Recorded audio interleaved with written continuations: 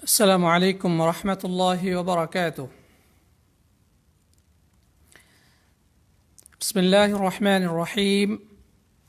الحمد لله حمد الشاكرين، وأصلي وأسلم على النبي الأمين نبينا وحبيبنا وقدوتنا وإمام المرسلين محمد بن عبد الله وعلى آله وصحبه أجمعين. أما بعد. যাবতীয় প্রশংসা, গুণগান, তারিফ এবং স্তুতি সে আল্লাহ রাব্বুল আলামিনের শাহী দরবারে পেশ করছি, যে আল্লাহ রাব্বুল আলামিন আমাদের জন্য একটি কমপ্লিট,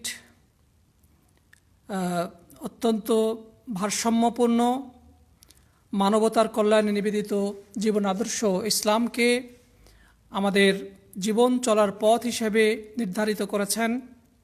আসুন আমরা সকলেই সেই মহান বারী পাকের দরবারে হৃদয়ের একান্ত গহীন থেকে কৃতজ্ঞতা বাণী উচ্চারণ করি, সকলেই পড়ি আলহামদুলিল্লাহ। অতঃপর অবারিত সালাতু সালাম বর্ষিত হোক প্রাণপ্রিয় নবী সৈয়দুল মুরসালিন রহমতুল আলমিন নবী মুহাম্মদ রাসূলুল্লাহ সাল্লাল্লাহু আলাইহি ওয়াসাল্লামের প্রতি। আসুন আমরা সকলেই প্রিয় নবীর প্রতি হৃদয়ের গহীন থেকে সবটুকু ভালোবাসা এবং তাজিম মিশিয়ে সালাতু সালাম পেশ করি, সকলেই পড়ি সাল্লাল্লাহু আলাইহি ওয়াসাল্লাম। মুহতারাম মুআজ্জাজ প্রাণপ্রিয় দর্শক শ্রোতা, আমরা ইনশাআল্লাহ এখনই জাকাত কোর্স 2020 এর প্রথম ক্লাস শুরু করব। সম্মানিত দর্শক শ্রোতা, আশা করি সবাই ভালো আছেন। পৃথিবীর যেখান থেকে এই লাইভ দেখছেন তাদের সবাইকে আমি অনেক অনেক প্রীতি এবং শুভেচ্ছা, সেই সাথে জানাচ্ছি দোয়া এবং অনেক অনেক ভালোবাসা। আল্লাহ যেন সবাইকে সুস্থ রাখেন, ভালো রাখেন, ইমানের উপরে রাখেন, সেই প্রত্যাশা এবং দোয়া করছি দয়াময় আল্লাহ রাব্বুল আলামিনের দরবারে। আমাদের সম্মুখে রমজানুল মোবারক সমাগত, আমাদের দরজায় কড়া নাড়ছে। সারা পৃথিবীব্যাপী মুসলিমগণ একটা মহামানবিক দুর্যোগের মাঝেও, করোনা নামক এই হিউম্যান ট্র্যাজেডির মাঝে থেকেও মাহে রমজানকে বরণ করার জন্যে প্রস্তুতি নিচ্ছে আলহামদুলিল্লাহ, এবং অধিকাংশ মানুষ মানসিকভাবে প্রিপেয়ার্ড। আমরা আশা করি ইনশাআল্লাহ আল্লাহ সুবহানাহু ওয়া তাআলা তার অশেষ অনুগ্রহে তিনি তার রহমতের বারিবর্ষণে রমজান মোবারকের বরকতে তিনি বিশ্ব থেকে এই বিপর্যয় উঠিয়ে নেবেন। আমরা আল্লাহর কাছে সেটাই দোয়া করি। সেই সাথে আমরা বলবো, রমজান মোবারকের আগমনের আগেই আমাদের নিজেদের করে নেওয়ার জন্য প্রত্যেকের প্রস্তুতি নেওয়া দরকার। আমাদের জীবনে প্রত্যেকের মধ্যে যে সমস্ত গুনাহ রয়েছে, ত্রুটি বিচ্যুতি রয়েছে, সেই ত্রুটি বিচ্যুতিগুলো প্রত্যেকেই পয়েন্ট আউট করে সংশোধন করে নেওয়ার চেষ্টা করা দরকার। কারণ রমজান অতিবাহিত যেন হওয়ার আগেই আমরা পরিপূর্ণ পরিশুদ্ধ মানুষে পরিণত হতে পারি। আল্লাহ তাআলা আমাদের সবাইকে সেই যেন তৌফিক দান করেন, আল্লাহুম্মা আমিন। প্রিয় সাথী বন্ধুগণ, তো আমরা শাবান মাস অতিক্রম করছি, আর কটা দিন পরেই মাহে রমজানের নতুন চাঁদ পশ্চিম দিগন্তে উদিত হবে। আমরা আনন্দ চিত্তে ইমানের তেজস্বিকতায় সে রমজানকে আমরা বরণ করব। কিন্তু এই রমজানের প্রস্তুতির এই শাবান মাসে আমাদের আসলে প্রস্তুতি নেওয়া দরকার অনেক কিছু। তো তারই মধ্যে অন্যতম একটি বিষয় হচ্ছে জাকাত। কারণ অধিকাংশ মানুষ এই রমজানকে কেন্দ্র করে জাকাত আদায় করে থাকে। এই সময় মানুষের মনগুলো নরম থাকে, আল্লাহর দিকে অভিমুখী থাকে, এবং মানুষ চতুর্দিকে আল্লাহর দ্বীনের কথা শোনার দিকে আগ্রহী থাকে, আল্লাহর ইবাদতের প্রতি মানুষের একটা আকর্ষণ থাকে। এই জন্যে মাহে রমজানের পূর্বে আমাদের সেই প্রস্তুতিটি থাকা উচিত। তো তারই প্রস্তুতি হিসেবে আমরা এই জাকাত কোর্সের ব্যবস্থা করেছি। যদিও জাকাত মূলত রমজানের সাথে সম্পৃক্ত নয়, এটি মানুষের সম্পদের উপর সম্পৃক্ত। যখনই তার উপরে জাকাতের যে সকল শর্তাবলী রয়েছে সেগুলো পূরণ হবে, তখনই তার উপরে জাকাত দেওয়া অপরিহার্য। কিন্তু আমরা যেটা বলছিলাম যে অধিকাংশ মানুষই রমজান কেন্দ্রিক জাকাতের চিন্তা করে। এজন্যে আমরা বলবো যে জাকাতের রমজানের প্রস্তুতিরই একটি অংশ বলা যেতে পারে এটিকে। তো বিশেষ করে আমাদের দেশের যে প্রেক্ষাপট আমাদের প্রত্যেকেরই আমরা জানি যে আমাদের দেশে এখন একটা, সারা আমাদের দেশ নয় বরং বিশ্বব্যাপী একটি হিউম্যান ট্র্যাজেডি বা একটা বিপর্যয়, মানবিক বিপর্যয় চলছে। অসহায়, দরিদ্র এবং বিভিন্ন প্রান্তিক জনগণ তারা কাজ কাম হারিয়ে লকডাউনের মধ্যে থেকে একটা মানবতার জীবনযাপন করছে এবং সামনে হয়তো আরও ভয়াবহ বিপর্যয় নেমে আসতে পারে। তো এই প্রেক্ষিতে আমরা বলবো যে আমাদের প্রত্যেক সম্পদশালী ব্যক্তির জন্যে তাদের এখনই উপযুক্ত সময় জাকাত বের করার। যারা ইতিপূর্বে জাকাত দেয় নাই, আমরা বলবো তাদের উচিত এখনই জাকাত দেওয়া। এবং যারা জাকাত দিতেন তারা, আমরা মনে করি যে আমরা বলবো যে এই সময়টাকে কাজে লাগানোর চেষ্টা করা উচিত। তো যাই হোক সাথী বন্ধুগণ, আমরা আশা করি বুঝতে পেরেছি আজকের এই জাকাত সংক্রান্ত কোর্সের উদ্দেশ্য। আর আমরা বলেছিলাম যে এই জাকাত কোর্স ইনশাআল্লাহ আমরা 5 দিন ব্যাপী করার চেষ্টা করব। প্রথমে আমরা জাকাতের যে বিধিবিধানগুলো সেগুলো আলোচনা করব, এরপরে লাস্টে দিয়ে উন্মুক্ত প্রশ্ন তো থাকবে। অথবা আমরা এটাও করতে পারি যে 4র্থ দিনে জাকাত সংক্রান্ত প্রশ্ন, 5ম দিনে সিয়াম সংক্রান্ত প্রশ্ন উত্তর। তো আশা করি আপনারা সকলেই এই কোর্সে অংশগ্রহণ করবেন। আপনাদের পরিচিত, আপনাদের ফ্রেন্ড সার্কেল, আপনাদের আত্মীয় স্বজন, আপনাদের পরিবার যে যেখানে যে অবস্থায় রয়েছে, অধিকাংশ মানুষই বর্তমানে লকডাউন অবস্থায় রয়েছেন।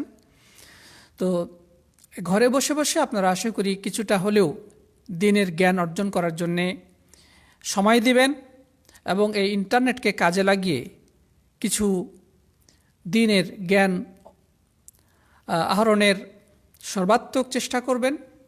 আল্লাহ যেন আমাদের সবাইকে দিনের বিশুদ্ধ জ্ঞান অর্জন করে সে আলোকে আমাদের জীবন সাজিয়ে নেওয়ার তৌফিক দান করেন, আমাদের ভুল ত্রুটিগুলো মাফ করে দেন এবং আমাদের আগামীর জীবনটা যেন সুন্দর করেন। আমরা প্রত্যেকেই সেই জন্য দোয়া করব। প্রিয় দর্শক শ্রোতা, যাই হোক আমরা এখন যেটা আলোচনা করব সেটি হচ্ছে জাকাতের অর্থ, জাকাত মানে কি, জাকাতের বিধান কি এবং জাকাতের মর্যাদা কি, এবং এই সংক্রান্ত আরও কিছু বিষয় ইনশাআল্লাহ আলোচনা করার চেষ্টা করব। এরপরে আমরা যেটা আলোচনা করব যে কোন কোন সম্পদের উপরে জাকাত কিভাবে দিতে হবে, তার পরিমাণ কতটুকু, কাকে দিব, এবং লাস্টে আমরা কাকে দিব সেই জাকাতের খাতগুলো আলোচনা করব। এবং সর্বশেষ আমরা বিভিন্ন প্রশ্নোত্তরের মাধ্যমে আমরা এই কোর্স আমরা শেষ করব ইনশাআল্লাহ। যাই হোক সাথী বন্ধুগণ, প্রথমে আমরা যেটা বলতে চাই, আপনাদের কাছে যদি খাতা কলম থাকে সেটা যদি ভালো হয় আপনারা লিখে নেবেন, নোট করবেন। প্রথম হচ্ছে জাকাত। এই জাকাত শব্দটি আমাদের প্রত্যেকেরই খুব পরিচিত একটি শব্দ। জাকাত একটি পরিচিত শব্দ। এই জাকাত শব্দটি এর মূল ধাতু হচ্ছে জা কাফ ইয়া। জা কাফ এবং ইয়া, এটাকে মূল ধাতু, এটাকে বলা হয় আল মাদ্দা, মানে শব্দের একেবারে মূল ধাতু। এই 3টি শব্দ থেকে জাকাত শব্দের উৎপত্তি। এটা শাব্দিক অর্থ কি? এই শাব্দিক অর্থ ইবনু ফারিস, একজন অভিধানবেত্তা, তিনি বলেছেন যে ইয়াদুল্লু আলা নামাইন ওয়া জিয়াদা। জাকাতের অর্থ এটা প্রবৃদ্ধি বা বৃদ্ধি ঘটার অর্থে ব্যবহৃত হয়। মানে জাকাত শব্দটি এর মূল হচ্ছে জা কাফ ইয়া। এই মূল শব্দটি এই শব্দটির যে অর্থ সেটি হচ্ছে বৃদ্ধি পাওয়া বা প্রবৃদ্ধি ঘটা। আবার ওয়ায়ুকালু আত-তাহারা, আরেকটি অর্থ বলা হয়ে থাকে, সেটি হচ্ছে পবিত্রতা। এটা কেন তাহলে জাকাতের এখানে আমরা দুইটা অর্থ পাচ্ছি, বৃদ্ধি বা প্রবৃদ্ধি ঘটা, এটা একটা অর্থ, আরেকটি অর্থ হচ্ছে পবিত্রতা। প্রিয় বন্ধুগণ, তো কেন জাকাত কিভাবে প্রবৃদ্ধি ঘটায় এবং জাকাত দ্বারা কিভাবে পবিত্রতা অর্জিত হয়? প্রিয় বন্ধুগণ, আল্লাহ সুবহানাহু ওয়া তাআলা সূরা তাওবার 103 নম্বর আয়াতে বলেছেন, খুয মিন আমওয়ালিহিম সাদাকাতান তুতাহহিরুহুম ওয়া তুযাক্কিহিম বিহা, যে আপনি তাদের নিকট গ্রহণ করুন সাদাকা। এখানে সাদাকার উদ্দেশ্য হচ্ছে জাকাত। জাকাত এবং সাদাকা এই দুইটি শব্দ সবসময় পাশাপাশি ব্যবহৃত হয়, তবে কখনো জাকাত দ্বারা উদ্দেশ্য হয় সাদাকা, সদকা দ্বারা উদ্দেশ্য হয় জাকাত। মানে সাধারণ দান অর্থেও এই জাকাত শব্দটি ব্যবহার রয়েছে, কিন্তু এখানে এই আয়াতে কারিমাই এই সাদাকা শব্দের অর্থ হচ্ছে জাকাত। খুয মিন আমওয়ালিহিম সাদাকা, তাদের মাল থেকে, তাদের সম্পদ থেকে তুমি জাকাত গ্রহণ করো। তুতাহহিরুহুম ওয়া তুযাক্কিহিম বিহা, তা এই সম্পদ বের করলে কি এর দ্বারা তুমি তাদেরকে পবিত্র করবে। ও তুযাক্কিহিম বিহা, তাদেরকে তুমি মানে পরিশুদ্ধ করবে। তাহলে আমরা এই জায়গা দেখতে পাচ্ছি তুযাক্কিহিম মানে পরিশুদ্ধ করা, পবিত্র করা, কাছাকাছি অর্থ। প্রিয় দর্শক শ্রোতা, তাহলে আমরা এখান থেকে পেলাম যে জাকাত শব্দটির দুইটি অর্থ, একটি হচ্ছে বৃদ্ধি বা প্রবৃদ্ধি ঘটা, আরেকটি অর্থ পবিত্রতা বা পরিশুদ্ধি ঘটা। এই জাকাত দেওয়ার মাধ্যমে মানুষের দুই দিক থেকেই এই অর্থগুলো পাওয়া যায়। এক নম্বর হচ্ছে যে এই জাকাত আদায়ের মাধ্যমে আল্লাহ সুবহানাহু ওয়া তাআলা মানুষের মন মস্তিষ্ককে পরিশুদ্ধ করে কি থেকে? কৃপণতা থেকে, অর্থলিপ্সা থেকে। হ্যাঁ, এভাবে মানুষের মনকে কি করে? পরিশুদ্ধ করে এবং মনের মধ্যে তাকওয়া বা আল্লাহভীতি সৃষ্টি করেন। এর দ্বারা মনের ভিতরে যে সমস্ত কৃপণতা বা বিভিন্ন ধরনের মানে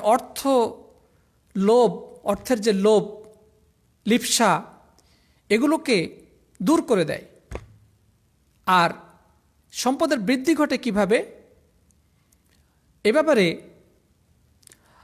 যেটা মানে বিশ্লেষকগণ বলেছেন যে, যেমন এই ব্যাপারে আজহারি বলতে একজন প্রখ্যাত মানে ভাষাবিদ, তিনি বলছেন যে তুনাম্মিল ফুকারা, জাকাতের মাধ্যমে গরিব অসহায় মানুষের সম্পদের বৃদ্ধি ঘটায়। আরেকটি অর্থ হলো যে এর দ্বারা জাকাত দাতার নেকির বৃদ্ধি ঘটায়, তার মানে নেকি বৃদ্ধি পায়। জাকাতের অর্থ বলেছিলাম যে বৃদ্ধি পাওয়া, কোন দিক থেকে বৃদ্ধি পায়? তার নেকি বৃদ্ধি পায়, সওয়াব বৃদ্ধি পায়। অথবা যখন গরিব মানুষকে জাকাত দেওয়া হয় তখন এটা তার সম্পদের মধ্যে বৃদ্ধি ঘটায়। অথবা জাকাত দাতা যখন জাকাত দেয় মূলত এর মাধ্যমে তার নিজের সম্পদ বৃদ্ধি পায়। কিভাবে নিজের সম্পদ বৃদ্ধি পায়? এভাবে যখন সে দান করে, জাকাত দেয়, তখন সে বাধ্যত এই দেওয়ার ফলে তার সম্পদের মধ্যে কিছু ঘাটতি সৃষ্টি হয় বা কিছুটা টাকা কমে যায়, কিন্তু আল্লাহ রাব্বুল আলামিন আসলে এই জাকাত দেওয়ার মাধ্যমে তার সম্পদের বৃদ্ধি ঘটান অন্য দিক থেকে, যেটা সে কল্পনাও করতে পারে না, যেটা সে অনুধাবন করতে সক্ষম নয়। আল্লাহ রাব্বুল আলামিন অন্যভাবে তার সম্পদের বৃদ্ধি ঘটান। তাই তো হাদিসে বর্ণিত হয়েছে যে মা নাকাসাত সাদাকাতুন মিন মাল, যে সদকা কখনো মানুষের সম্পদকে কমিয়ে দেয় না। দান করলে মানুষের সম্পদ কমে না, জাকাত দিলে মানুষের সম্পদ হ্রাস পায় না, বরং আরো বেড়ে যায়, বৃদ্ধি পায়। আরেক হাদিসে রয়েছে নবী আকরাম সাল্লাল্লাহু আলাইহি সাল্লাম বলেছেন যে একজন মানুষ যখন জাকাত দেয়, আল্লাহ তাআলা তার ওই জাকাতটাকে বা ওই দানটাকে বাড়াতে থাকেন, বৃদ্ধি করতে থাকেন। যেভাবে তোমাদের কোনো ব্যক্তি তার উটের বাচ্চাকে প্রতিপালিত করতে থাকে, আস্তে আস্তে সেটা বড় হয়, ঠিক একইভাবে আল্লাহ রাব্বুল আলামিন মানুষের প্রদত্ত যে অর্থ, যেটা সে জাকাত হিসেবে প্রদান করবে বা দান হিসেবে গরিব অসহায় মানুষের হাতে তুলে দেবে, সেটা যতই কম হোক না কেন, যার পরিমাণ যাই হোক না কেন, আল্লাহ তাআলা সেটাকে বাড়াতে থাকেন, বৃদ্ধি করতে থাকেন। সুবহানাল্লাহ। এটিও হাদিস দ্বারা সাব্যস্ত হয়েছে। তাহলে এই দৃষ্টিকোণ থেকে জাকাত দ্বারা মানুষের সম্পদের হ্রাস ঘটে না, কমতি হয় না, বরং আরও বৃদ্ধি পায়। প্রিয় দর্শক শ্রোতা, তাহলে আমরা বুঝতে পারলাম যে জাকাত শব্দের শাব্দিক অর্থ কী। জাকাত শব্দের অর্থ হচ্ছে কি পাওয়া, বৃদ্ধি পাওয়া।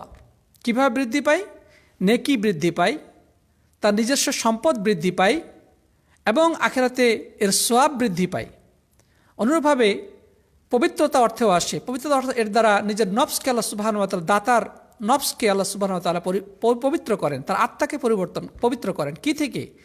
তার আত্মাকে পবিত্র করেন অর্থ লিপ্সা, সম্পদের মোহ, তারপরে কৃপণতা, এই খারাপ মানবিক যে সমস্ত বৈশিষ্ট্য মানুষের মধ্যে রয়েছে, গুণাবলী রয়েছে, আল্লাহ রাব্বুল আলামিন এই জাকাত দেনেওয়ালার অন্তর থেকে সেগুলোকে দূর করে দেন। তার মনটা উদার হয়, তার মনটা বড় হয়, সে অনুভব করতে পারে যে হ্যাঁ, সে জাকাত দেওয়ার মাধ্যমে সে সমাজের উন্নয়নে অবদান রাখল, সে জাকাত দেওয়ার মাধ্যমে গরিব অসহায় মানুষের মুখে হাসি ফোটাতে পারল, সে জাকাত দেওয়ার মাধ্যমে সমাজ থেকে দারিদ্র্য দূরীকরণে অবদান রাখল।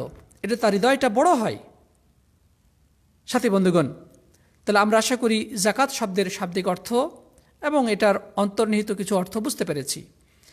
ইসলামের পরিভাষায় জাকাত কাকে বলে, এই ব্যাপারে ফকিহগণ যেটা বলেছেন, হুয়া তাআব্বুদু বিইখরাজ হাক্কিন ওয়াজিবিন ফি মালিন খাস লিতাইফাতিন মাখসুসা ফি ওয়াক্তিন খাস। আল মুবদা ফি শারহিল মুকনি'। এই কিতাবটির মধ্যে বলা হয়েছে, জাকাত বলা হয় যে নির্দিষ্ট পরিমাণ সম্পদ থেকে আল্লাহর পক্ষ থেকে অবধারিত যে পাওনা হক রয়েছে সেটা বের করা, এবং সেটা বের করার পরে নির্দিষ্ট আল্লাহর পক্ষ থেকে নির্ধারিত কিছু মানুষকে বা নির্দিষ্ট কতগুলো খাতে ব্যয় করা, এবং সেটা নির্দিষ্ট সময়ের মধ্যে। অর্থাৎ জাকাত কাকে বলা হয়? জাকাত বলা হয় যে আল্লাহর পক্ষ থেকে অবধারিত সম্পদের যে হক রয়েছে, যেটা আল্লাহর পক্ষ থেকে অবধারিত পাওনা রয়েছে, আল্লাহ পাক যেটা নির্ধারণ করে দিয়েছেন, সেটা বের করতে হবে নিজের সম্পদ থেকে, এবং বের করার পরে গরিব মানুষকে দিতে হবে, এবং সেটা দিতে হবে নির্দিষ্ট সময়, অর্থাৎ 1 বছর অতিবাহিত হলে, বা নির্দিষ্ট একটা নিয়ম আছে। এই নিয়মের মধ্যে নিজের সম্পদ যখন গরিব অসহায় মানুষের হাতে আমরা তুলে দেই বা জাকাতের নির্দিষ্ট খাতের মধ্যে আমরা এটা ব্যয় করি, এটাকে কি বলা হয়? জাকাত বলা হয়। প্রিয় বন্ধুগণ, তাহলে আমরা জাকাতের পারিভাষিক অর্থ পেয়ে গেলাম। এবার আমরা জানব যে ইসলামের দৃষ্টিতে এই জাকাতের মর্যাদা কতটুকু। প্রিয় বন্ধুগণ, আমরা মোটামুটি সকলেই অবগত রয়েছি যে ইসলামের খুঁটি বা স্তম্ভ হচ্ছে 5টা। ইসলামের খুঁটি কয়টা? 5টা। পিলার্স অফ ইসলাম, ইসলামের স্তম্ভ 5টি। তার মধ্যে এই জাকাতের অবস্থান হচ্ছে তৃতীয়। জাকাতের অবস্থান কি? তৃতীয়। যে হাদিসটি বর্ণিত হয়েছে ইবনু উমর রাদিয়াল্লাহু তাআলা আনহু থেকে, বলছেন যে قال রাসূলুল্লাহ সাল্লাল্লাহু আলাইহি ওয়াসাল্লাম বুনিয়াল ইসলামু আলা খামস শাহাদাতি আন লা ইলাহা ইল্লাল্লাহ ওয়া ইকামিস সালাহ ওয়া ইতাইজ যাকাহ ওয়া সাওমি রমাদান ওয়া হজ্জুল বাইতি মান ইসতাতা ইলাইহি সাবিলা। যে ইসলাম 5টি খুঁটির উপরে প্রতিষ্ঠিত। 1 নম্বর হচ্ছে এই কথা সাক্ষ্য দেওয়া যে আল্লাহ ছাড়া সত্য কোনো উপাস্য নেই এবং মুহাম্মদ সাল্লাল্লাহু আলাইহি ওয়াসাল্লাম আল্লাহর প্রেরিত রাসূল বা দূত। এটা হচ্ছে 1 নম্বর। 2 নম্বর হচ্ছে ইকামুস সালাহ, সালাত কায়েম করা তথা প্রতিদিন যথাসময়ে 5 ওয়াক্ত সালাত আদায় করা। 3 নম্বর কি? ইতাউজ যাকাহ, যাকাত দেওয়া। 3 নম্বর হচ্ছে জাকাত দেওয়া। এই 3 নম্বর ইসলামের যে খুঁটি, সেটি নিয়ে আজকে আমাদের আলোচনা। 4 নম্বর হচ্ছে সওমে রমাদান, রমজান মাসে রোজা রাখা। প্রিয় দর্শক শ্রোতা, রমজান আমাদের একেবারে দোরগোড়ায় উপস্থিত। আর কটা দিন পরেই এই শাবানের চাঁদ ডুবে যে পশ্চিম দিগন্তে এক অনাবিল কল্যাণের বার্তা নিয়ে আবির্ভূত হবে একটি নতুন চন্দ্র, একটি নতুন আল হিলাল, যেটা হবে রমজানের চন্দ্র। সেই চাঁদ ওঠার পর থেকেই শুরু হবে মহিমান্বিত মাস রমজান। এই রমজানের রোজা থাকা এটি ইসলামের 4 নম্বর স্তম্ভ। 5 নম্বর স্তম্ভ হচ্ছে হাজ্জুল বাইতি মান ইসতাতা ইলাইহি সাবিলা। যে ব্যক্তি মক্কা পর্যন্ত আসার ক্ষমতা রাখে তার জন্য হজ সম্পাদন করা। মক্কায় পর্যন্ত আসার ক্ষমতা, এটা হতে পারে শারীরিক সক্ষমতা, এটা শারীরিক সক্ষমতাও যেভাবে প্রয়োজন, আর্থিক সচ্ছলতা প্রয়োজন, অনুরূপভাবে যাতায়াতের নিরাপত্তা, রাস্তার নিরাপত্তা, এটাও প্রয়োজন। যদিও আমরা বর্তমান সময়ের মধ্যে যদি আমরা বর্তমান সময় যে সময়টা অতিবাহিত করছি, জানি না এবারকার হজ মানুষ আদায় করতে পারবে কি না। যারা এক বুক স্বপ্ন নিয়ে হজের অপেক্ষায় ছিল, তারা এবছর হজ করতে পারবে কি না। কারণ বর্তমানে করোনার প্রকোপে যেভাবে মানুষ আজকে বিপর্যস্ত, মানুষ থেকে দূরে সরে থাকছে,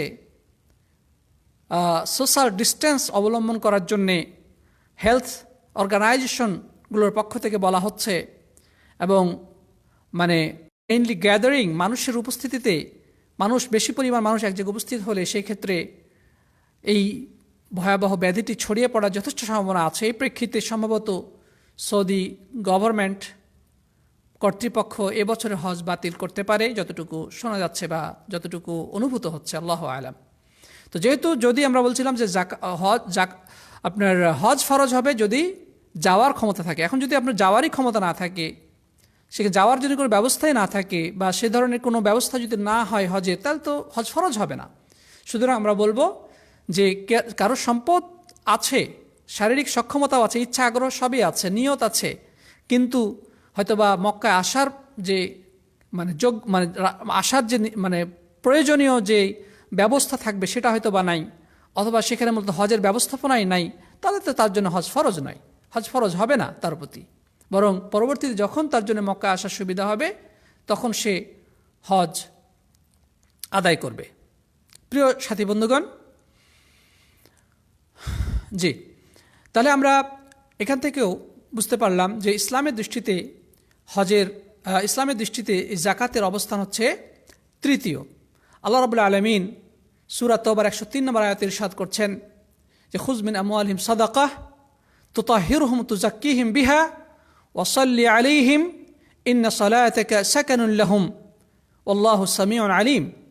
আল্লাহ সুবহানাহু ওয়া তাআলা বলছেন যে তাদের সম্পদ থেকে তুমি সাদাকা তথা জাকাত গ্রহণ করো এবং এর দ্বারা তাদেরকে তুমি পবিত্র করবে এবং তাদেরকে পরিশুদ্ধ করবে এবং তাদের জন্য তুমি দোয়া করো, কারণ তোমার দোয়া তাদের জন্যে প্রশান্তির কারণ। অর্থাৎ নবী আকরাম সাল্লাল্লাহু আলাইহি ওয়াসাল্লামকে বলা হচ্ছে যে তুমি মানুষের জন্য দোয়া করো, এই দোয়াটা মানুষের জন্য অত্যন্ত প্রশান্তি অর্জনের একটি কারণ।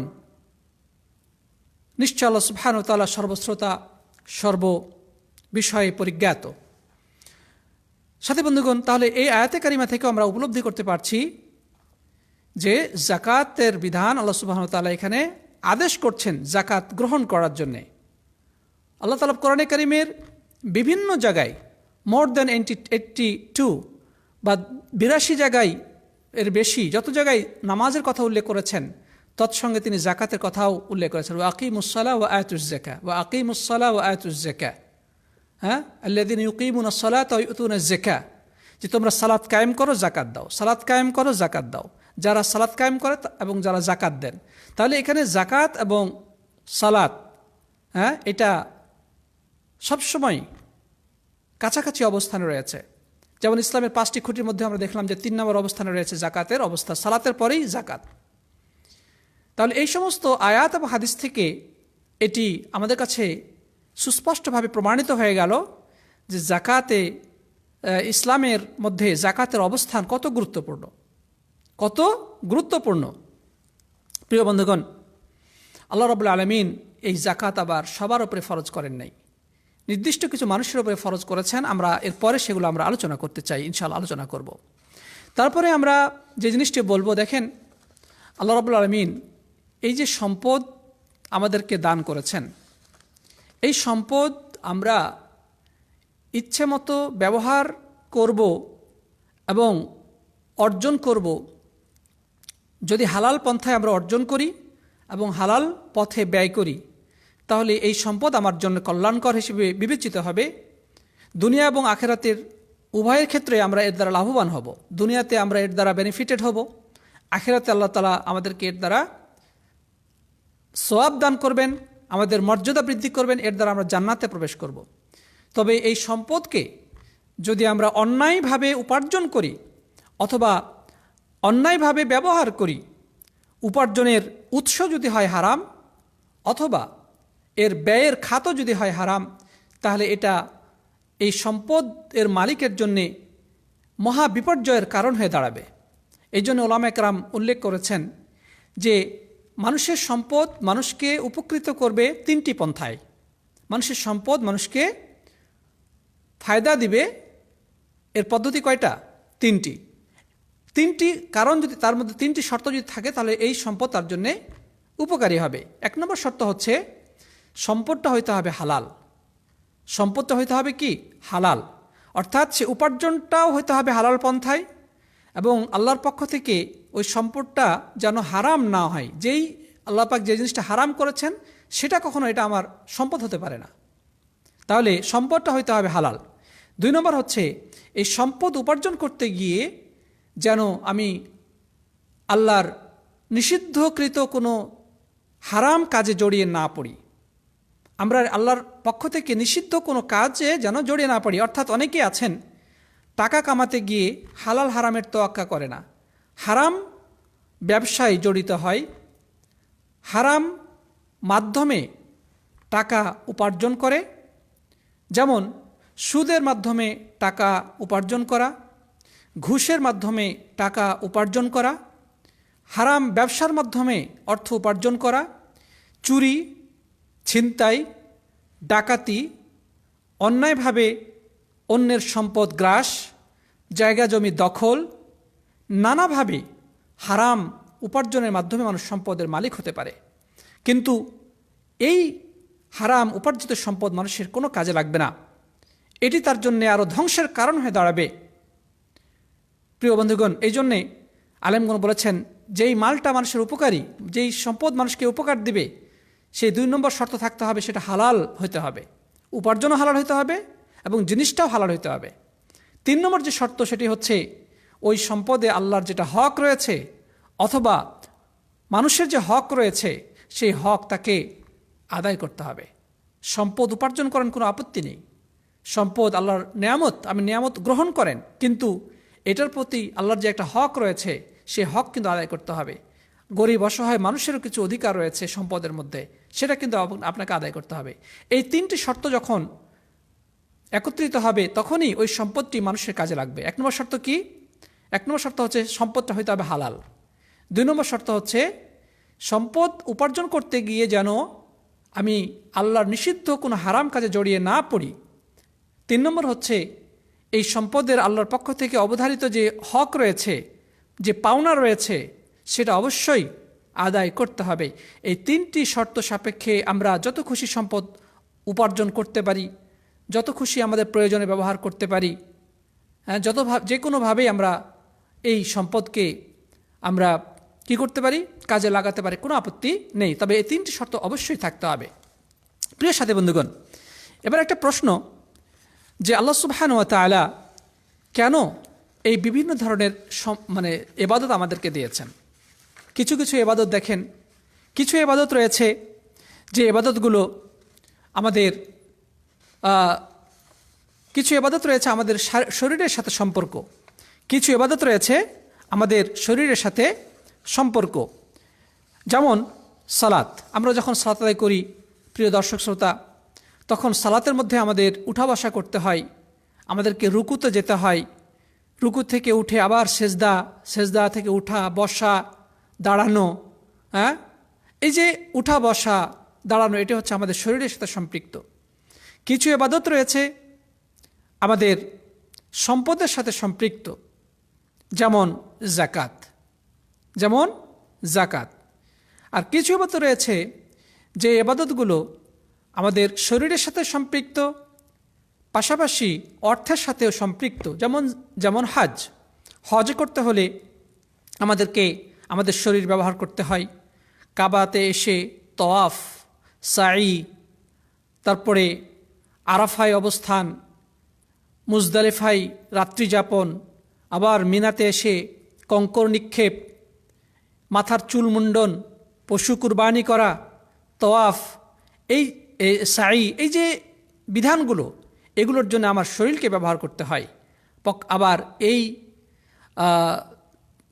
হজ আদায় করার জন্য কিছু আর্থিক কুরবানি আমাদেরকে করতে হয়। তাহলে এই ইবাদতগুলো করার জন্যে আমাদের শারীরিক যেভাবে শরীরকে ব্যবহার করতে হচ্ছে, আবার কিছু টাকা পয়সা সম্পদও এক্ষেত্রে আমাদেরকে ব্যয় করতে হচ্ছে। আর কিছু ইবাদত রয়েছে সম্মানিত দর্শক শ্রোতা, সেটি হচ্ছে আমাদের আত্মিক, আমাদের মনের যে সমস্ত কামনা বাসনা, সেগুলোকে বিসর্জন দেওয়ার মাধ্যমে করতে হয়। যেমন আমরা যখন রোজা থাকব, তখন আমাদের খাহেশাতে নফস বা আমাদের মনের যে সমস্ত কুপ্রবৃত্তি রয়েছে, যেমন আমরা বলবো না কুপ্রবৃত্তি, আমরা বলবো মানুষের এটা ন্যাচারাল, এটা স্বভাবজাত। যেমন হালাল স্ত্রী থাকলেও তার সাথে সহবাসে লিপ্ত হওয়া যাবে না। খাদ্য পানীয় গ্রহণ করা এটি হালাল জিনিস, আমরা দিনের বেলায় এই খাদ্য এবং পানাহার থেকে বিরত থাকব। তারপরে হারাম কাজ থেকে আমাদের হাতকে, শরীরকে আমরা দূরে রাখব, চক্ষুকে দূরে রাখব, পাকে দূরে রাখব, হাতকে দূরে রাখব। তার মানে হচ্ছে যে আমাদের আত্মা অনেক জিনিসের দিকে আকৃষ্ট থাকে, কিন্তু এই ধরনের কিছু এই ধরনের কিছু আমাদের প্রত্যাশা বা আমাদের মনের চাহিদা থেকে আমরা নিজেদেরকে কি রাখবো, রমজানের মধ্যে রোজা অবস্থায় দূরে রাখবো। তাহলে বোঝা যাচ্ছে আল্লাহ সুবহানাহু ওয়া তাআলা ইবাদতগুলো একরকম করেন নাই। ইবাদতগুলো বিভিন্ন ক্যাটাগরির, বিভিন্ন ধরনের, কিছু শরীরের সাথে সম্পৃক্ত, কিছু অর্থের সাথে সম্পৃক্ত, কিছু শরীর এবং অর্থ উভয়টার সাথে সম্পৃক্ত, আর কিছু হচ্ছে আমাদের নফসের যে চাহিদা, কামনা বাসনা, সেগুলো থেকে নিবৃত্ত থাকার সাথে সম্পৃক্ত। আল্লাহ সুবহানাহু ওয়া তাআলা কেন দিয়েছেন? বিভিন্ন ক্যাটাগরি ইবাদত দিয়েছেন, যেন এই সমস্ত বিভিন্ন ধরনের ইবাদত করে আমরা আল্লাহ রাব্বুল আলামিনের নৈকট্য অর্জন করতে পারি, আল্লাহ সুবহানাহু ওয়া তাআলার সন্তুষ্টি আমরা যেন অর্জন করতে পারি, এবং মানুষ তার সাধ্য অনুযায়ী আল্লাহ সুবহানাহু ওয়া তাআলার ইবাদত করে বিভিন্ন দিক থেকে নিজেদের আখিরাতকে জাহান্নামের আগুন থেকে বাঁচার ক্ষেত্রে সুনিশ্চিত করতে পারে এবং চিরসুখের জান্নাতে প্রবেশ করতে পারে। মানুষের মনে যেন এই সমস্ত ইবাদতের ইবাদত করতে গিয়ে একঘেয়েমি সৃষ্টি না হয়ে যায়, এই জন্য আল্লাহ সুবহানাহু ওয়া তাআলা বিভিন্ন ক্যাটাগরির ইবাদত আমাদেরকে দান করেছেন। তো এই সমস্ত ইবাদতের মধ্যে আমাদের অর্থকেন্দ্রিক ইবাদত হচ্ছে যাকাত। সম্মানিত দর্শক শ্রোতা, এ পর্যায়ে আমরা জানব যে আল্লাহ সুবহানাহু ওয়া তাআলা এই যে যাকাত আমাদের জন্য আবশ্যক করেছেন, যাকাত যে আমাদের জন্য ফরজ করেছেন, এর পিছনে রহস্য কি, কেন তিনি আমাদের জন্য এই যাকাতের বিধান দিলেন। আমরা ইচ্ছামতো টাকা কামাবো, খাবো, শেষ। যেভাবে পুঁজিবাদী অর্থনীতিতে বলা হয়, যে টাকা কামাও, যা খুশি যেভাবে খুশি খাও, পান করো, দুনিয়াটাকে ভোগ করো, খাও দাও, ফুর্তি করো, আগামীকাল বাঁচবে কি না বলতে পারো। তার মানে এই দুনিয়াটা শুধু ভোগবিলাসের নাম, খাওয়া, পড়া এবং সম্পদ উড়ানো। কিন্তু ইসলাম আসলে এই জন্যই আমাদেরকে এই দুনিয়ার বুকে পাঠান নাই। আল্লাহ সুবহানাহু ওয়া তাআলা আমাদেরকে সম্পদ দিয়েছেন, আমাদের জীবন, আমাদের মরণ, আমাদের অর্থ সম্পদ, আমাদের সব কিছু কার জন্যে? একমাত্র আল্লাহর জন্য নিবেদিত। আল্লাহ বলছেন, কুল ইন্না সালাতি ওয়া নুসুকি ওয়া মাহইয়ায়া ওয়া মামাতি লিল্লাহি রাব্বিল আলামিন, আমার সালাত, আমার কুরবানি, আমার জীবন, আমার মৃত্যু সব কিছু রব্বুল আলামিনের জন্য। প্রিয় দর্শক শ্রোতা, তাহলে এখন আমরা জানবো এই যে যাকাত আল্লাহ সুবহানাহু ওয়া তাআলা দিয়েছেন, এটা এর উদ্দেশ্য কি? এর উদ্দেশ্য শুধু গরিব মানুষকে সাহায্য করাই নয়, এর দ্বারা নিঃসন্দেহে গরিব মানুষকে সাহায্য করা হয়, মানবতার কল্যাণে অবদান রাখা হয়, কোনো সন্দেহ নেই। কিন্তু এটার দ্বারা আরও এর বড় উদ্দেশ্য হচ্ছে যে নিজের আত্মাকে, নিজের নফসকে দন্য থেকে বা হীন চিন্তা থেকে অনেক ঊর্ধ্বে উঠানো। সম্পদ অনেক মানুষ কামাই, কিন্তু আমরা মোটামুটি জানি, সবাই জানি, কিছু সম্পদ মানুষকে দাসে পরিণত করে। অর্থাৎ মানুষ ওই সম্পদের দাস হয়ে গেছে। তার টাকা পয়সা আছে বলে সে যেভাবে খুশি সেভাবে চলছে। মূলত টাকা যেন তাকে দাসে পরিণত করেছে। কিন্তু একজন মানুষ যখন যাকাত দিবে, এটার দ্বারা প্রমাণিত হবে যে সে সম্পদের দাস নয়, বরং সম্পদ হচ্ছে তার দাস। সম্পদ হচ্ছে তার দাস। সম্পদকে সে ইচ্ছামতো কাজে ব্যবহার করবে। সম্পদ তাকে মন ইচ্ছামতো যেখানে সেখানে নিয়ে যাবে না। সুতরাং যাকাত দেওয়ার মাধ্যমে একটা হীন অবস্থা থেকে মানুষকে ঊর্ধ্বে উঠানো হয় এবং মানুষের মধ্যে একটা মানসিক উন্নতি সৃষ্টি হয়, প্রিয় বন্ধুগণ। এবং এর দ্বারা সে বুঝতে পারে যে আমি গরিব মানুষের কল্যাণে অবদান রাখলাম, সমাজ থেকে দারিদ্র্য দূরীকরণের ক্ষেত্রে অবদান রাখলাম, অসহায় নিঃস্ব মানুষের মুখে একটু হলেও আমি হাসি ফোটাতে সক্ষম হলাম। এটা দ্বারা নফস পরিবর্তন হয়, মনের মধ্যে প্রবল আনন্দ সৃষ্টি হয়।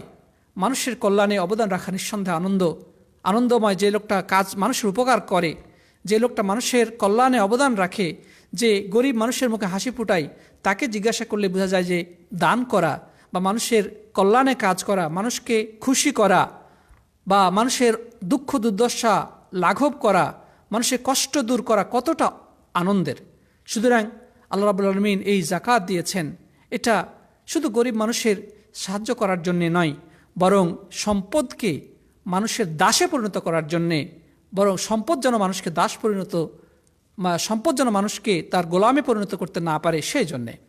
প্রিয় সাথী বন্ধুগণ, তারপরে এর আরেকটি ফায়দা হচ্ছে যে যাকাত আদায়ের মাধ্যমে আল্লাহ তাআলা মানুষের সম্পদে বরকত দান করেন। আমরা যেটা এর আগেও বলেছি, যাকাত আদায়ের মাধ্যমে আল্লাহ সুবহানাহু ওয়া তাআলা কী করেন? সম্পদের বরকত দান করেন। তার অন্তরে ঈমান বৃদ্ধি পায়, এর দ্বারা তার উন্নত চরিত্রের বহিঃপ্রকাশ ঘটে। এমনকি এর দ্বারা আল্লাহ রাব্বুল আলামিন, আল্লাহ সুবহানাহু ওয়া তাআলা আল্লাহ সুবহানাহু ওয়া তাআলার দ্বারা খুশি হন এবং জান্নাতে প্রবেশের অন্যতম একটি কারণ হচ্ছে এই যাকাত প্রদান করা। সম্মানিত দর্শক শ্রোতা, এরপরে আল্লাহ রাব্বুল আলামিন এই যাকাত দিতে উৎসাহিত করেছেন আমাদের। কেন? সত্যিকার অর্থে সমাজের ধনী এবং দরিদ্রের মাঝে একটা সেতুবন্ধন তৈরি করে এই যাকাত। আপনি 10 তলা বিল্ডিংয়ের মালিক, আপনার কোনো অভাব নেই, আল্লাহ সুবহানাহু ওয়া তাআলা আপনাকে দিয়েছেন, অবারিত সম্পদ দিয়েছেন, কিন্তু আপনার নিচের দিকে যদি আপনি তাকিয়ে দেখেন, সেখানেই একটা বস্তি, একটা কুঁড়ে ঘর। ওই লোকটার হয়তোবা থাকার জায়গাটাও ঠিক মতো নেই, দুমুঠা পেট ভরে যে খাবে সেই ব্যবস্থা নেই, চিকিৎসার সুব্যবস্থা সে করতে পারে না, তার কাপড় পুরাতন হয়ে গেছে, কত জীর্ণ শীর্ণ হয়ে গেছে, হয়তোবা সে এতটা সম্পদের মালিক নয় বা টাকা পয়সা তার কাছে নেই যে সে কিছু নতুন জামা কাপড় কিনবে। প্রিয় দর্শক শ্রোতা, সম্মানিত বন্ধুগণ, এই যাকাত দ্বারা যখন আমি আমার সম্পদ থেকে কিছু যাকাত বের করে গরিবের হাতে তুলে দেব, তার মুখে আমি হাসি ফোটাতে সক্ষম হব, এর দ্বারা সমাজে ধনী এবং দরিদ্রের মাঝে একটা সেতুবন্ধন তৈরি হবে, একটা ভালোবাসাপূর্ণ সম্পর্ক তৈরি হবে। ওই গরিব অসহায় মানুষটি সম্পদ বা কিছু অর্থ আপনার কাছ থেকে পেয়ে সে যদি মন থেকে দোয়া নাও করে, কিন্তু তার ভিতরে আত্মিক যে একটা খুশি, যে আনন্দ যেটা দেখা যায়নি অথবা কিন্তু সেটা অনুভব করা যায়, এই কারণে আল্লাহ রাব্বুল আলামিন আপনার প্রতি কী হয়ে যাবেন? সন্তুষ্ট হয়ে যাবেন। সুতরাং জাকাত মূলত ধনী এবং গরিব মানুষের মাঝে একটি চমৎকার সেতুবন্ধনের নাম। এর দ্বারা সমাজ থেকে সমাজের মাঝে একটা ভারসাম্যপূর্ণ অবস্থান তৈরি হয়। একজন 100 তলা বিল্ডিংয়ের মালিক, কিন্তু পাশে অসহায় মানুষটার কিছু নেই। এটা আসলে বলবো যে একটা সামাজিক এই যে বৈষম্য, জাকাত আদায়ের মাধ্যমে সেই বৈষম্য দূরীকরণ করা হয়। সমাজের মাঝে একটা স্থিতিশীল এবং ভারসাম্যপূর্ণ পরিবেশ সৃষ্টি হয়। এর দ্বারা যে একটা আমাদের বর্তমানে বলবো যে পুঁজিবাদী রাষ্ট্র ব্যবস্থায় মানুষের প্রতি যে একটা দয়া মমতার যে একটা অনুভব, সেটা কিন্তু সেভাবে তারা করে না। কেউ হয়তো বা মনে চাইলে করলো, কেউ হয়তো বা করলো না। কিন্তু ইসলামের দৃষ্টিতে সেটা বাধ্যতামূলক করতেই হবে। তুমি সম্পদ যা কামাও, কিন্তু কিছুটা অংশ গরিব মানুষকে তোমাকে অবশ্যই প্রদান করতে হবে। সুতরাং আমরা বলবো এই সম্পদ, এই জাকাত দেওয়ার মাধ্যমে আমাদের সম্পদের যে একটা সামাজিক ভারসাম্য, এটা রক্ষা হয়। সমাজের মধ্যে বৈষম্য, অর্থনৈতিক বৈষম্য দূরীভূত হয় কিছুটা হলেও। আজকে আমাদের দেশের অবস্থা দিকে যদি তাকিয়ে দেখি সম্মানিত দর্শক শ্রোতা, তাহলে আমরা দেখতে পাবো যে কিছু সংখ্যক মানুষের হাতে আল্লাহ সুবহানাহু ওয়া তাআলা এত সম্পদ দিয়েছেন, এত টাকা পয়সার তারা মালিক, তারা যদি সেখান থেকে আল্লাহর নির্ধারিত যে সামান্য অংশ জাকাত, এই জাকাত যদি তারা বের করত, তাহলে আমাদের সমাজের মাঝে এই যে একটা ধনী গরিবের বিশাল বৈষম্য রয়েছে, এটা কিন্তু থাকতো না। আজকে আমাদের সমাজে অসংখ্য অগণিত বনি আদম তারা স্টেশনে পড়ে রাত কাটায়, খোলা আকাশের নিচে তারা রাত দিন যাপন করে। তাদের কোনো থাকার জায়গা নেই, দুমুঠো খাওয়ার ব্যবস্থা নেই, ভালো পোশাক পরার ব্যবস্থা নেই, চিকিৎসার ব্যবস্থা নেই, পড়াশোনার জন্যে তাদের বাচ্চারা স্কুলে ভর্তি হতে পারে না। কিন্তু এই জাকাত যখন ধনীরা আদায় করে, সমাজের ধনীরা যদি জাকাত আদায় করে, তাহলে আমাদের সমাজ থেকে এই দরিদ্র অসহায় মানুষগুলোর মুখে নিঃসন্দেহে হাসি ফুটবে, সমাজের মধ্যে দারিদ্রতা দূরীভূত হবে এবং একটি সুখী সমৃদ্ধ সমাজ ব্যবস্থা গড়ে উঠবে, কোনো সন্দেহ নেই। সুতরাং একটি সুন্দর সমাজ ব্যবস্থা গড়ার জন্যেও জাকাতের গুরুত্ব অপরিসীম। তারপরে রাষ্ট্রের একটা ব্যাকবোন বলা যেতে পারে, রাষ্ট্রের মেরুদণ্ড।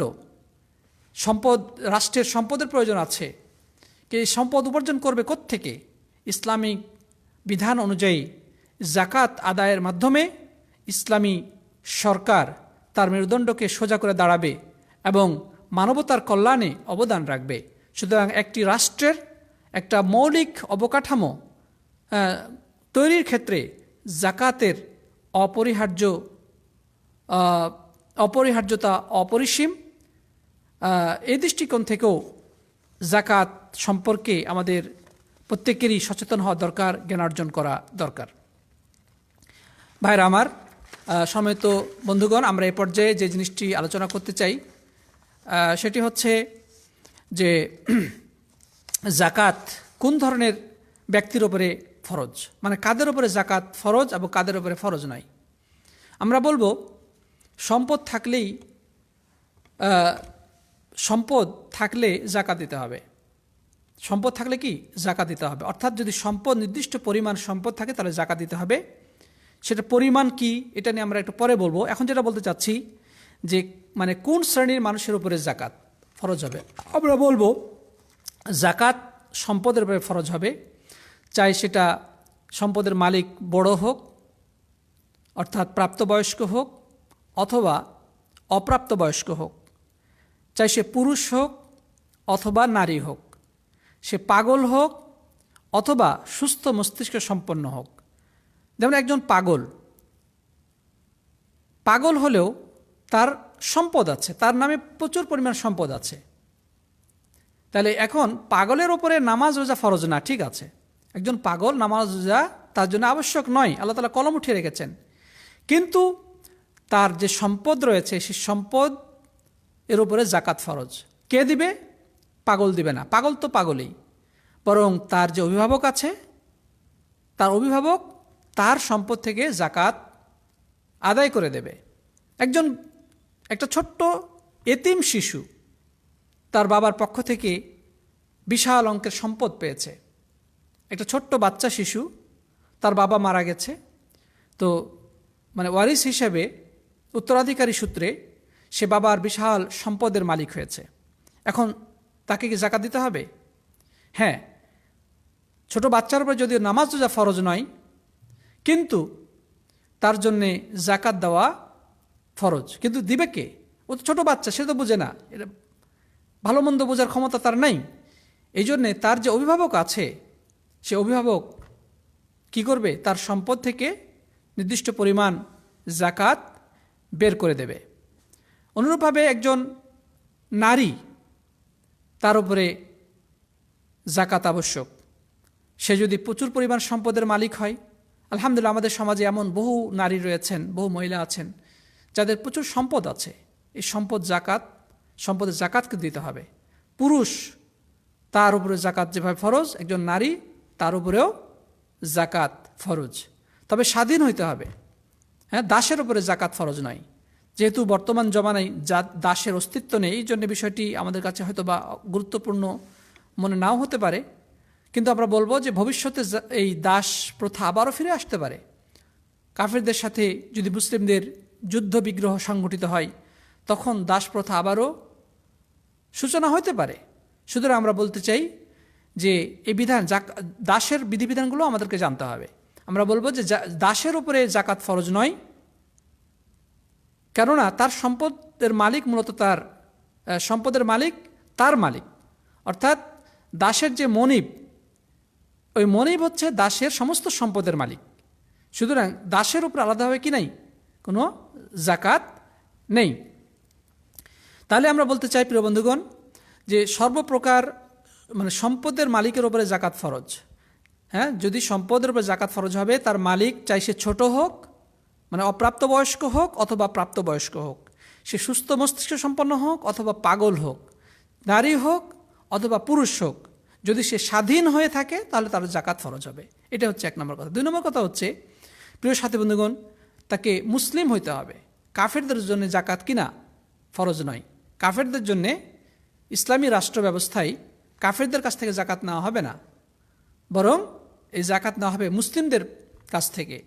কাফেরদের কাছ থেকে না হয় আপনার তাদের কাছ থেকে জিজিয়া নেওয়া হবে বা কর নেওয়া হবে, হ্যাঁ, কিন্তু তাদের কাছ থেকে জাকাত নেওয়া হবে না। জাকাত মুসলিমদের উপরে ফরজ। কথা বোঝা গেছে কিনা?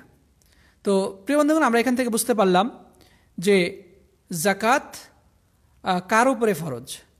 যদি সে মুসলিম হয়, কোনো ব্যক্তি যদি মুসলিম হয়, স্বাধীন হয় এবং সম্পদের মালিক হয়, তাহলে তার জন্য জাকাত ফরজ।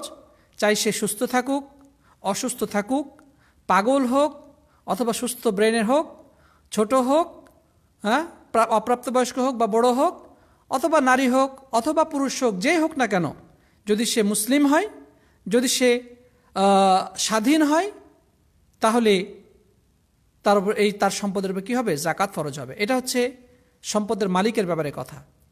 সম্পদ কিসের উপর, কী পরিমাণ সম্পদ? প্রিয় বন্ধুগণ, সম্পদের পরিমাণ এই ব্যাপারে যেটা কথা হলো যে আল্লাহ সুবহানাহু ওয়া তাআলা এই যে সম্পদের উপর জাকাত ফরজ করেছেন সেগুলো কয়েক প্রকার। এগুলো হচ্ছে, যেটা ওলামায়ে কেরাম উল্লেখ করেছেন, যে সম্পদ হচ্ছে 4 প্রকার, যে 4 প্রকার সম্পদের উপরে জাকাত ফরজ। 1 নম্বর হচ্ছে আয-যাহাব ওয়াল ফিদ্দাত ওয়াল আওরাক, হ্যাঁ, স্বর্ণ, রৌপ্য এবং মুদ্রা, টাকা পয়সা। স্বর্ণ, রৌপ্য এবং টাকা পয়সা, এটা হচ্ছে 1 নম্বর। 2 নম্বর হচ্ছে বাহিমাতুল আনআম, অর্থাৎ চতুষ্পদ জন্তু, উট, গরু, ছাগল, মহিষ, ভেড়া, দুম্বা ইত্যাদি। 3 নম্বর হচ্ছে জমিন থেকে যেটা উৎপন্ন হয়, জমিন থেকে যেটা পাওয়া যায়। প্রিয় বন্ধুগণ, জমিন থেকে যেটা পাওয়া যায় সেটার উপরে কি, সেটার উপরে জাকাত ফরজ। জমিন থেকে পাওয়া যায় 2 ধরনের সম্পদ। 1 নম্বর হচ্ছে বিভিন্ন ফসল, বিভিন্ন ধরনের ফসল এবং বিভিন্ন ধরনের মানে শস্য দানা এবং ফল, বিভিন্ন শস্য দানা এবং ফল। আমরা ইনশাআল্লাহ বিস্তারিত পরে আলোচনা করব। তো আমরা বলতে চাচ্ছি মানে সংক্ষেপে যে কোন কোন সম্পদের উপরে জাকাত ফরজ। এখানে আমরা যেটা বলবো যে জমিন থেকে 2 ধরনের জিনিস পাওয়া যায়, এই উভয় প্রকার সম্পদের উপরে জাকাত ফরজ হবে। একটা হচ্ছে যে জমিন থেকে উদ্গত যে সমস্ত ফল এবং শস্য উৎপাদিত হয় সেগুলো, হ্যাঁ, সেগুলো আমরা বিস্তারিত পরে। আরেকটা হচ্ছে জমিনের মধ্যে মাটির নিচে প্রথিত যে সমস্ত মানে বলবো যে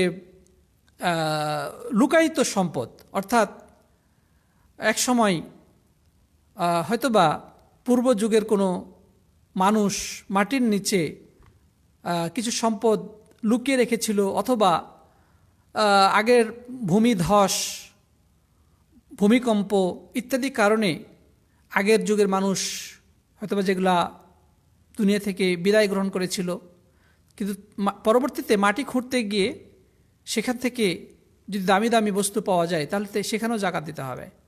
অথবা মাটির নিচে যে সমস্ত খনিজ পদার্থ পাওয়া যায়, হ্যাঁ, সেগুলোর ক্ষেত্রেও কি দিতে হবে, জাকাত দিতে হবে। তাহলে এটা হচ্ছে 3, যে মাটি থেকে প্রাপ্ত বিভিন্ন সম্পদ। এটা 2 প্রকার আমরা বলেছি। একটা হচ্ছে মাটির উপরে বা মাটিতে যে সমস্ত ফসল, জমিতে যে সমস্ত ফসল ফল ফসল উৎপন্ন হয় সেগুলো থেকে, এবং মাটির নিচে প্রথিত যে সমস্ত পূর্ব যুগের কোনো সম্পদ অথবা খনিজ পদার্থ, হ্যাঁ, খনিজ সম্পদ পাওয়া যায় সেগুলা। আরেকটা হচ্ছে উরুদ তিজারা বা ব্যবসায়িক পণ্য, ব্যবসায়িক পণ্য, হ্যাঁ, যেটা আমরা বিভিন্ন যেই টাকা ব্যবসায় ইনভেস্ট করি বা আমাদের দোকানে আমরা যে সমস্ত পণ্য রেখেছি, অথবা আমরা জায়গা জমি যেগুলো কেনাবেচা করি, গাড়ি, বিভিন্ন ধরনের বিভিন্ন বস্তু যেগুলো আমরা কি করি, বেচা কেনা করি, অর্থাৎ ব্যবসায়িক সকল প্রকার পণ্য, এগুলোর মধ্যেও কি আসবে, জাকাত আসবে। এবং কী কী ক্ষেত্রে জাকাত আসবে না সেগুলো আমরা ইনশাআল্লাহ আলোচনা পরে করব আল্লাহ চাইতো। তো আমরা জানতে পারলাম যে আল্লাহ সুবহানাহু ওয়া তাআলা সকল প্রকার সম্পদের জাকাত আবশ্যক করেনি, নির্দিষ্ট কিছু সম্পদের মধ্যে জাকাত আবশ্যক করেছে। সেই সম্পদগুলো হচ্ছে 4 প্রকার। আমরা যেটা বলেছি, 1 নম্বর হচ্ছে স্বর্ণরূপ্য, এবং স্বর্ণরূপার বিকল্প হিসেবে বর্তমানে যে আমরা কাগজের নোট ব্যবহার করি বা মুদ্রা ব্যবহার করি সেটার উপরে জাকাত আসবে। সেটা নগদ ক্যাশ হইতে পারে, সেটা আপনার ব্যাংকে গচ্ছিত থাকতে পারে। কত পরিমাণ আমরা পরে আলোচনা। 2 নম্বর যেটা পেয়েছি সেটা হচ্ছে গরু, ছাগল, উট, দুম্বা, মহিষ, যে সমস্ত চতুষ্পদ প্রাণী সেগুলো তো জাকাত দিতে হবে। 3 নম্বর হলো জমিন থেকে প্রাপ্ত হতে পারে সেটা বিভিন্ন প্রকার ফল ফসল, অথবা মাটির নিচে প্রথিত কোনো সম্পদ, অথবা মাটির তল থেকে প্রাপ্ত বিভিন্ন খনিজ পদার্থ, এগুলো তো কি আসবে, জাকাত আসবে। আর 4 নম্বর হচ্ছে ব্যবসায়িক পণ্য। সমেত দর্শক শ্রোতা, তো আমরা এখান থেকেও বুঝতে পেরেছি যে কোন কোন সম্পদের উপরে জাকাত আসবে।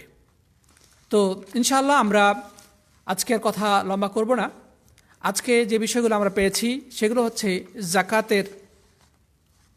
জাকাত শব্দের শাব্দিক এবং পারিভাষিক অর্থ, এটা আমরা আজকে আলোচনা করেছি। জাকাত শব্দের শাব্দিক অর্থ কি? এর অর্থ হচ্ছে আমরা বলেছি যে বৃদ্ধি বা প্রবৃদ্ধি ঘটা, এবং আরেকটি অর্থ বলেছি পবিত্রতা। আচ্ছা, পারিভাষিক অর্থে জাকাত কাকে বলা হয়? পারিভাষিক অর্থে জাকাত বলা হয় যে আল্লাহর পক্ষ থেকে সম্পদে অবধারিত যে অংশ সেটা বের করে আল্লাহর পক্ষ থেকে অবধারিত নির্দিষ্ট খাতে ব্যয় করা নির্দিষ্ট সময়ের মধ্যে, এটা হচ্ছে জাকাতের পারিভাষিক অর্থ। তারপরে আমরা বলেছিলাম জাকাত কখন ফরজ হয়। জাকাত ফরজ হয় এটা দ্বিতীয় হিজরিতে। তবে এখানে আমরা হয়তো এটা বিস্তারিত আলোচনা করি নাই। যদি এ ব্যাপারে কথা আছে জাকাত ফরজ হয়েছিল, কোনো আলেম বলেছেন জাকাত ফরজ হয়েছে মানে হিজরতের আগেই, কিন্তু জাকাতের বিস্তারিত বিবরণ অর্থাৎ পরিমাণ, নিসাব, জাকাত প্রদানের খাত ইত্যাদিগুলো এসেছে অর্থাৎ হিজরতের পরে, দ্বিতীয় হিজরিতে এগুলো এসেছে, কিন্তু জাকাত আরও আগেই ফরজ হয়েছিল। যাই হোক, কিন্তু অধিকাংশ আলেমের বক্তব্য হচ্ছে জাকাত ফরজ হয়েছে দ্বিতীয় হিজরিতে। তারপরে আমরা আরও জানতে পেরেছি যে জাকাত আল্লাহ সুবহানাহু ওয়া তাআলা বিভিন্ন প্রকার ইবাদত কেন আমাদের জন্য ফরজ করেছেন। কিছু শরীরের সাথে সম্পৃক্ত, কিছু অর্থের সাথে সম্পৃক্ত, কিছু অর্থ সম্পদ এবং শরীর উভয়টার সাথে সম্পৃক্ত, আর কিছু আমাদের আত্মার সাথে সম্পৃক্ত। এটা নিয়ে আমরা কথা বলেছি। তারপরে আমরা আরও আলোচনা করেছি জাকাতের ইসলামের অবস্থান কি। এটা বলেছিলাম যে ইসলামের 3 নম্বর স্তম্ভ, এবং এ ব্যাপারে কোরআন এবং হাদিসের আয়াত থেকে আমরা এটার প্রমাণ করেছি। তারপরে জাকাত আল্লাহ সুবহানাহু ওয়া তাআলা কেন ফরজ করেছেন সেটাও আমরা আলোচনা করেছি প্রিয় বন্ধুগণ। সেটি হচ্ছে জাকাত আল্লাহ সুবহানাহু ওয়া তাআলা আমাদেরকে এই জন্য ফরজ করেছেন যেন আমরা গরিব অসহায় মানুষকে শুধু সাহায্য করে ক্ষান্ত না হয়, এর দ্বারা আমাদের সম্পদকে যেন আমাদের দাসে পরিণত করতে পারি, সম্পদ যেন আমাদের দাসে পরিণত করতে না পারে। তারপরে আমরা আরও কতগুলো কথা বলেছি যে এর দ্বারা আল্লাহ সুবহানাহু ওয়া তাআলা আমাদের সম্পদে বরকত দান করেন। এই জাকাত প্রদানের মাধ্যমে সামাজিক স্থিতিশীল ভারসাম্য রক্ষা হয়, গরিব মানুষকে সাহায্য করা হয়, দারিদ্রতা দূরীকরণে অবদান রাখা হয় ইত্যাদি বিভিন্ন কারণ। এবং সর্বশেষ আমরা আলোচনা করেছি প্রিয় বন্ধুগণ, সেটি হচ্ছে যে জাকাত কোন কোন সম্পদের উপর দিতে হবে। 4 প্রকার সম্পদের উপর জাকাত। তো আমরা আজকে লম্বা না করে এখান থেকেই আমরা বিদায় নিতে চাচ্ছি। আল্লাহ যেন সবাইকে জাকাত সম্পর্কে জ্ঞান অর্জন করে সে আলোকে আমাদের এই গুরুত্বপূর্ণ বিধানটির প্রতি আমল করার তৌফিক দান করেন। আল্লাহুম্মা আমিন। সবাইকে অনেক অনেক ধন্যবাদ। জাযাকুমুল্লাহ খায়র। সুবহানাকাল্লাহুম্মা ওয়া বিহামদিকা আশহাদু আল্লা ইলাহা ইল্লা আনতা আস্তাগফিরুকা ওয়া আতুবু ইলাইক। আসসালামু আলাইকুম ওয়া রাহমাতুল্লাহি ওয়া বারাকাতুহু।